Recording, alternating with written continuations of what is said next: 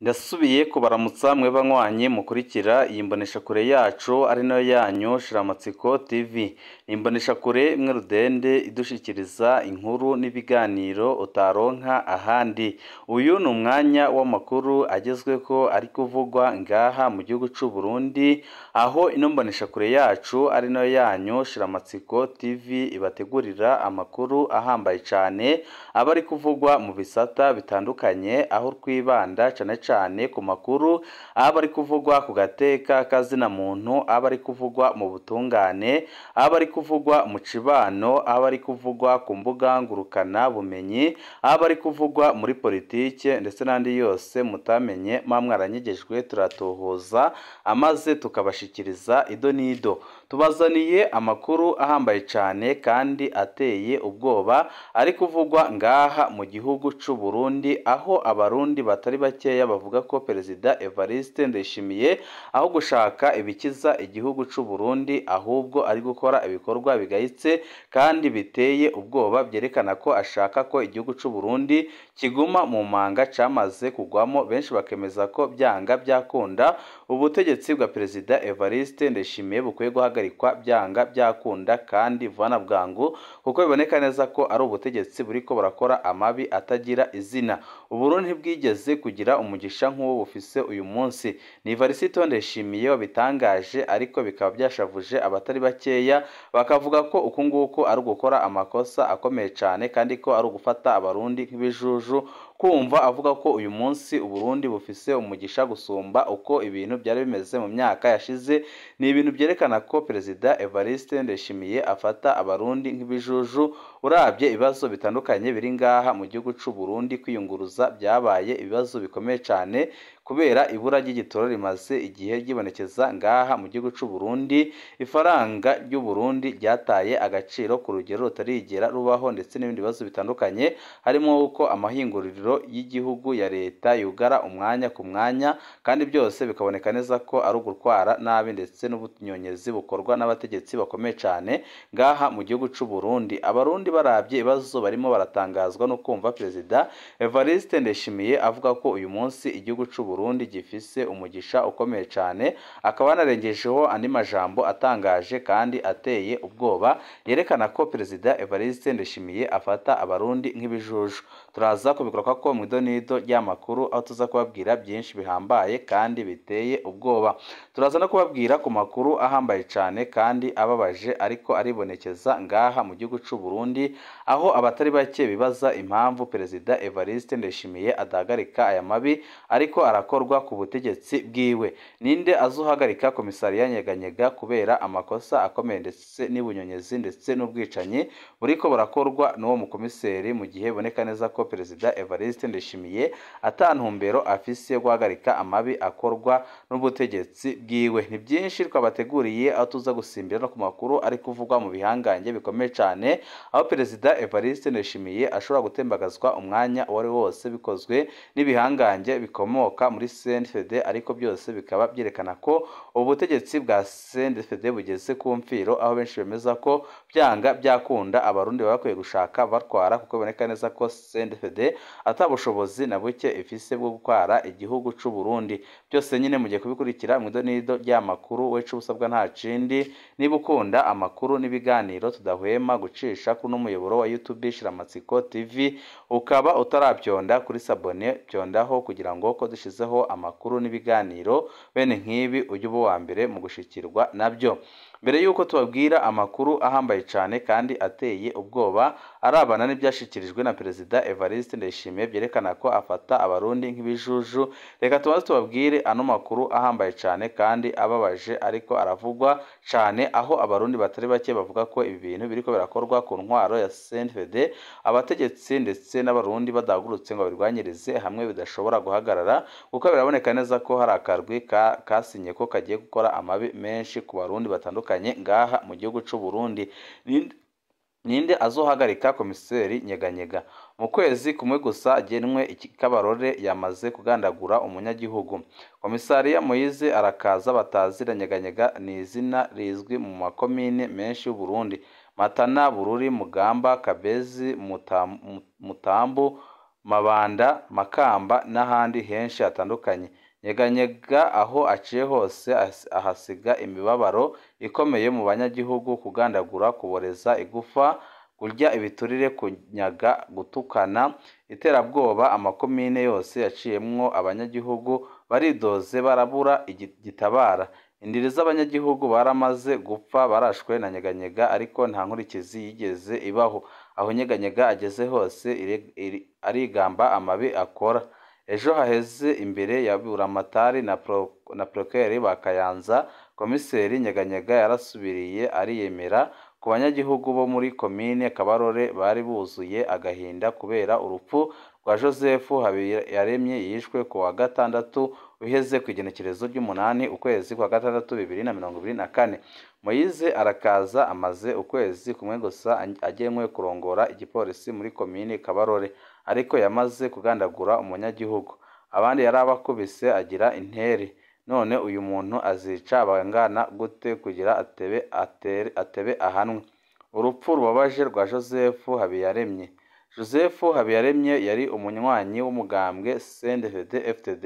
Yavuka mu gacimbiri ka Mpungenge, umutumba Mugoyi muri komine Kabarore, intara ya Kayanza. Yari umwirimizi yasanzwe, yoba yari hafi gukwiza imyaka 30 y'amavuko. Joseph Habiyaremye yari yubatse, akaba n'umuvyeyi w'abana batatu bakiri bato cyane. Kwa gatandatu iheze ku igenekerezo ry'umunani ukwezi kwa gatandatu 2024 mu gatondo ka kare, Joseph Habiyaremye yavyuwe n'abapolisi bakorera kuri pozisiyo ya Centre Bukanya. Abapolisi bari barongowe n'umukuru w'umushasha w'igipolisi muri komine Kabarore, komiseri Moise arakaza batazira Nyeganyega. Barinjiye mu nzu barasaka inzu yose barabura ico bahakura. Aho ngo bari baje kurondera ikawa bagiriza Joseph Habiyaremye ko ashora mu Rwanda. Joseph Habiyaremye yaciye asohorwa hanze, ahasanga uwitwa Pierre Batazira Sunzu, avuka ku mutumba Ruvumo wa komine Kayanza, be n'umubanyi wa Joseph yitwa Sindayigaya. Sunzu yagirijwe ko yafashwe azanye ibiro 2 by'ikawa itonoye aho kwa Joseph. Abapolisi bararengeye kuri Joseph, Sunzu na Sindayigaya, barakubita babagira intere. Bamwe mu banyagihugu baje kuraba ibyari byo nabo nyine barakubiswe. Babagabo batatu baciye burizwa amapikipiki bajanwa kuri pozisiyo y'igipolisi ya Bukanya. Bagezeyo barasubiriye gukubitwa bikomeye cyane.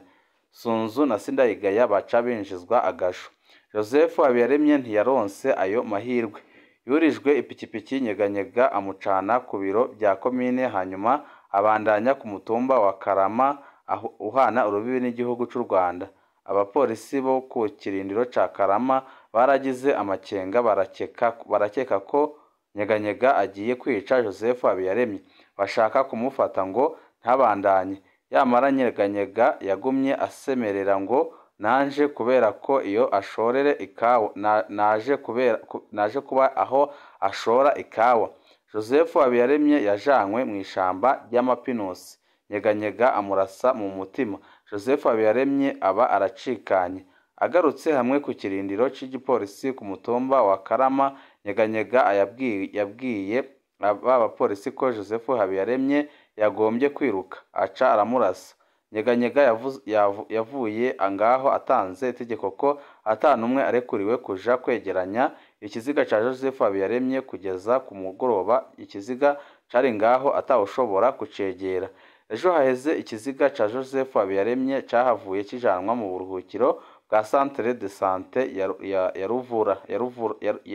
ya Rubura. Abanyagihugu baraye basabwe n'abaramatari wa Kayanza Koloneli Reme Cishahayo ko boja gushingura ico kiziga, ariko abanyagihugu kugeza ubu bararahiye ko uwo munyagihugu adahambwa uwamwishe adahamwe.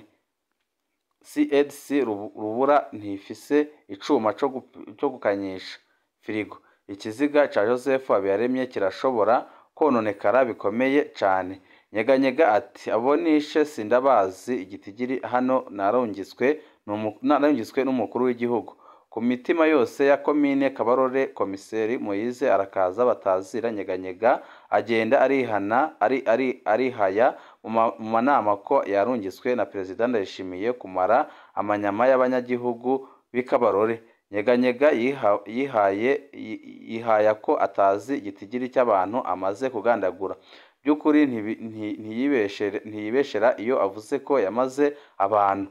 Mu nama ya Buramatari Cishahayo ejo haheze, Nyeganyega yabwiye abatamuzi ko bamurondera ku rubuga rwa Pacifique Ninahazwe n'urwa RPA canke bakarondera video y'ingene yabujije Agathon Rwasa gukora ikoraniro muri komine Mutambu.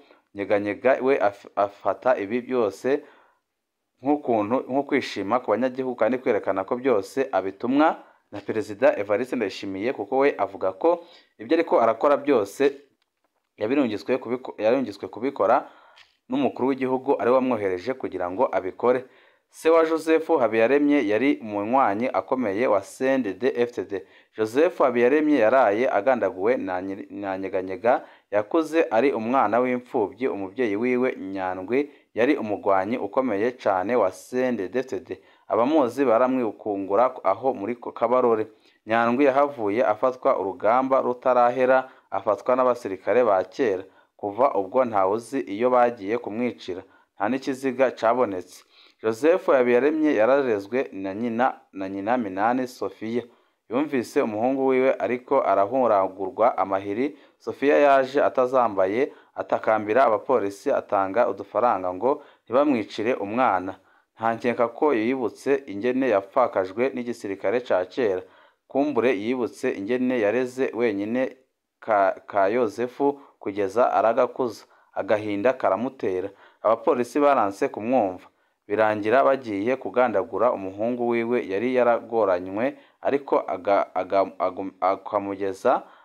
akamugeza ku isi kandi akamukorera ibishoboka byose kugira ngo abeho. Ninde azotabara abarundi koko? Ninde azoheza kano gacinyizo kazanwa n'intwaro z'agahotoro ziguma zikurakuranwa mu Burundi? Ninde azohana umwicanyi Komiseri Moise Arakaza Batazira Nyeganyega n'abakora nkawe bose? Ninde azohoza umupfakazi akaba n'umubyeyi Minani Sophia? Ibi bintu birababaje cyane, kateye ubwoba, aho benshi mu Barundi bavuga ko iyi ntwaro ataco kubagezaho uretse amabi akomeye igumya ikorera abarundi batandukanye. Akaba ariyo mpamvu abatari bake bavuga ko ibyo Perezida Evariste Ndayishimiye avuga uno munsi ari ukwishima ku banyagihugu bigorewe kubera ubuzima bukomeye canke se ubuzima bubi bayeho muri no minsi kubera ubutegetsi bwiwe. Uburundi ntibwigeze kugira umugisha nko bufise uyu munsi. Evariste Ndayishimiye niwe bitangaje, ariko bikaba byashavuje abarundi batari bake. Umukuru w'igihugu Evariste Ndayishimiye yaraye atangaje ko Burundi butigeze buronka umunezero n'umugisha nk'uwo bufise uyu munsi nk'uko ku ntwaro yiwe. Kubwiwe asanga Uburundi bwose bwarashoboye kuronka umwimbu utari bwigere uboneka mu burimyi, mbere no ku zindi ntwaro akabibaza nimba bazobirya bakabimara. Ibi yabishikirije kuri uyu wa gatandatu mu ntara ya Gitega mu kwibuka ku nshuro ya 4 urupfu rw'umuhisi Petero Nkurunziza. Igenekerezo ry'umunani Ruheshi Uburundi bwaributse ku nshuro ya 4 urupfu rw'uwahoze arongoye igihugu Petero Nkurunziza. Muri ibyo birori byakurikiwe n'inyigisho zatunganijwe n'umukuru w'igihugu Evariste Ndayishimiye ku ndongozi zagenwe ku itegeko ry'umukuru w'igihugu ku byerekeye imbonakazoza ya 2040 na 2060.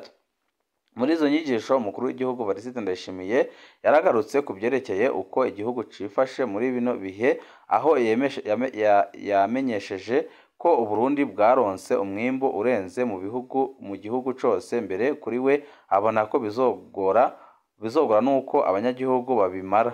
Ndayishimiye avuga ko Burundi ari agahugu gato ko muri Afrika y'ubuseruko, ariko katigeze gahezagirwa nk'uko uyu munsi kari, kandi ko abarundi bo bagiye kwigenga mu byo ubutunzi. Ndayishimiye abandanya avuga ko Burundi butigeze buronka umunezero keretse ku ntwaro yiwe gusa. Akaba yarashimye Imana yashoboye kumva amasengesho yiwe. Ubwo ingendo aheruka kugira mu gihugu hagati mu minsi iheze, Evariste Ndayishimiye avuga ko yasanze intara zose zigize igihugu zarose umwimbu mu burimyi urenze kandi mwinshi cyane. Varisito Ndayishimiye yagize ati niryo rya mbere mbonye umwimbu nk'uyu mu gihugu. Harabaye umwimbu w'ibigori urenze hamwe n'ibiharage mbere ndibaza nimba abarundi bazobirya bakabimara. Abarimyi mbere byarabananiye kwimbura byose bimwe biracari ku misozi. Imirima yuzuyemwo ibiharage bikaza byiyongera ku miceri yuzuye mu myonga. Umwimbu ni mwinshi mu gihugu c'u Burundi. Naho umukuru w'igihugu avuga ko umwimbu wiyongereye, biracagoye kuko igihugu kitagira amadevize. Uwo mwimbu ntaco uzoza gufasha kugira hashobore kuboneka umuti w'ibibazo bijanye n'amafaranga mvamakungu, ariko aratuma igitoro kiba umuzi w'ibuye, byatumye mbere ibibazo bikomera cane.